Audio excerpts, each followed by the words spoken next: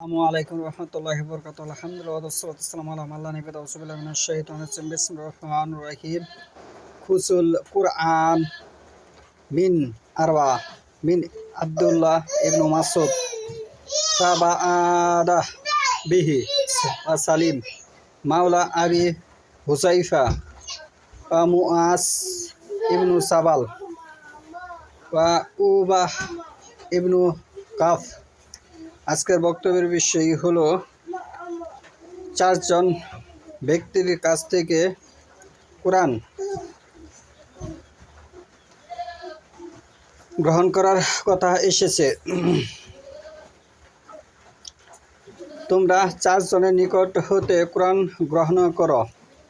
1 আব্দুল্লাহ ইবনু মাসউদ, 2 সালিম, 3 মুআজ, 4 উবাহ ইবনু calf. Bukhari মুসলিম মিশকাত 6190।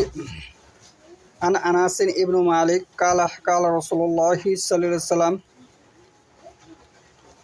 লি উবাহ ইবনু calf ইন্নাল্লাহা আমারানি আন আকরা আলাইকা কালাল্লাহু সাম্মানি লাকা কালা নাআম কালা ওয়া যুকিইরতু ইনদা রাব্বাল আলামিন কালা নাআম ফাসারা ফাত আইনাহু। আনাস রাদিয়াল্লাহু আনহু বলেন, নবী করিম সাল্লাল্লাহু আলাইহি ওয়াসাল্লাম উবাহ ইবনু কাফকে বললেন, আল্লাহ আমাকে তোমার সামনে কুরআন পড়ার জন্য আদেশ করেছেন। উবাহ ইবনু কাফ রাদিয়াল্লাহু বলেন, আল্লাহ কি আমার নাম উল্লেখ করেছেন? নবী করিম সাল্লাল্লাহু আলাইহি ওয়াসাল্লাম বললেন, হ্যাঁ। উবাহ ইবনু কাফ রাদিয়াল্লাহু বললেন, বিশ্বজগতের প্রতিপালক আল্লাহর নিকট আমাকে স্মরণ করা হয়েছে কি? নবী করিম সাল্লাল্লাহু আলাইহি ওয়াসাল্লাম বললেন, হ্যাঁ। তখন তার দুটি চোখ অশ্রুতে বেয়ে গেল।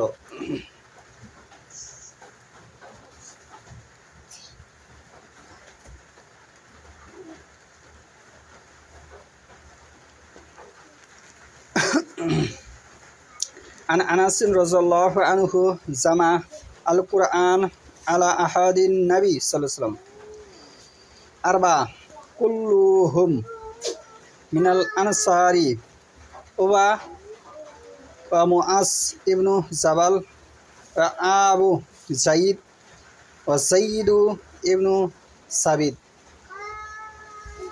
আনাস রাদিয়াল্লাহু আনহু বলেন, রাসূলুল্লাহ সাল্লাল্লাহু আলাইহি ওয়াসাল্লাম এর যুগে যে চারজন কুরআন জমা করেছেন তারা সকলেই আনসারী।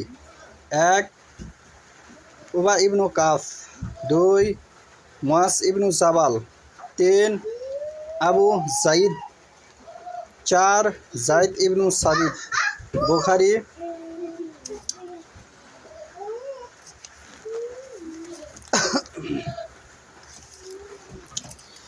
তাহলে এখানে যাদের নাম আমি উল্লেখ করলাম তাদের জামানায় তারা যেভাবে কোরআন হাদিস বুঝেছেন এবং পড়েছেন এবং তারা যেভাবে আমল করেছেন, বর্তমানে সেটি শতকরা 95 জনই সেভাবে আমল করে না, সেভাবে পড়ে না, সেভাবে তারা সেটি করে না।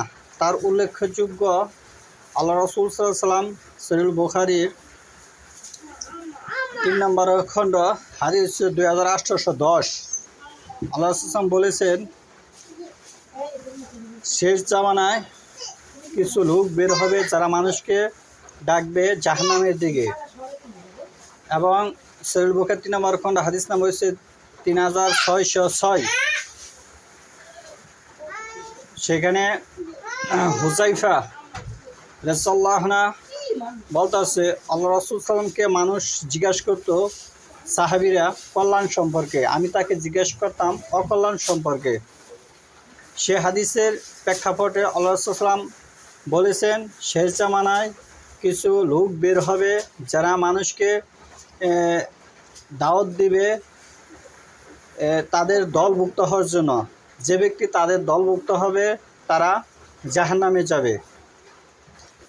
সেখান থেকে দূরে থাকার জন্য আল্লাহ এবং আল্লাহ রাসূল সাল্লাল্লাহু আলাইহি ওয়াসাল্লাম বিভিন্ন হাদিসে নির্দেশ এসেছে। এখন যে বিষয়টা বর্তমান প্রেক্ষাপটে ইসলামে যে বড় সমস্যাটা দেখা দিয়েছে, ভাষা পরিবর্তনশীল। ভাষা দিয়ে আর 1400 বছর আগের কোরআন এবং হাদিস, এই দুটি জিনিস এখানে মিলবে না। কোরআনের ব্যাখ্যা হচ্ছে হাদিস, কোরআন বুঝতে হলে হাদিস দিয়েই কোরআনকে ধরতে হবে এবং কোরআন দিয়েই হাদিস বুঝে নিতে হবে এবং হাদিস দিয়ে কোরআন বুঝতে হবে। এখন যদি আমরা ভাষা দিয়ে কোরআন হাদিস বুঝতে যাই, তাহলে যে সমস্যাটা বর্তমানে দেখা দিচ্ছে, এই সমস্যায় কোরআন এবং হাদিস এক পর্যায়ে চলে গেছে এবং বর্তমানে মানুষ আরেক পর্যায়ে ভাগ হয়ে এসে পড়েছে। যেমন উল্লেখযোগ্য ব্যক্তি আব্দুর রহমান সুদাইস, মক্কার ইমাম, এবং সে 3 যুগ ধরে ইমামতি করতেছে।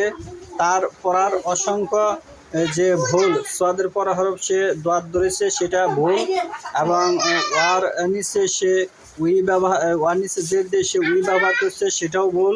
এরকম আরও অসংখ্য জায়গায় তার কোরআন পড়ার মধ্যে ভুল আছে, হাদিসের ইবারতের মধ্যে ভুল আছে। এই ভুল থেকে আল্লাহ আমাদেরকে সংশোধন করুন।